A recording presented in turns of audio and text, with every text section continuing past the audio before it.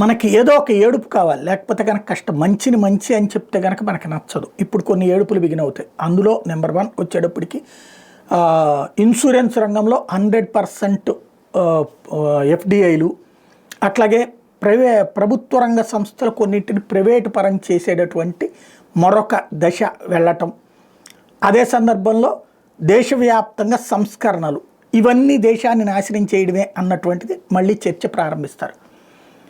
1992 సంవత్సరం టైంలో ఏదైతే సంస్కరణలు తీసుకురావడానికి పివి నరసింహారావు ప్రయత్నించినప్పుడు దీనివల్ల దేశం నాశనం అయిపోతుంది అంటూ ప్రచారం చేశారు. అట్లాగే ఈ దేశంలో బీటీ విత్తనాలు తీసుకొచ్చినప్పుడు వ్యవసాయం అంతా నాశనం అయిపోతుంది, ఈ దేశం నాశనం అయిపోతుందని ప్రచారం చేశారు.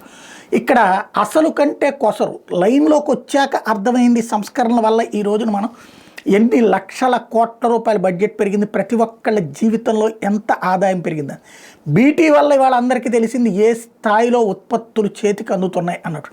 కానీ అవన్నీ తప్పు అని ఆనాడు మన ప్రజల్ని మోసం చేసినటువంటి సంస్కరణల వ్యతిరేకవాదులు, దేశ అభివృద్ధి నిరోధకులు, వీళ్ళందరూ ప్రేమించే చైనా బాగుండాలని, రష్యా బాగుండాలని కోరుకునేటటువంటి వాళ్ళు భారత్ బాగుని మాత్రం విషం చెమ్మడం అనేటటువంటిది ప్రారంభమైంది, పెరుగుతుంది, రాబోయే రోజుల్లో సాగుతుంది.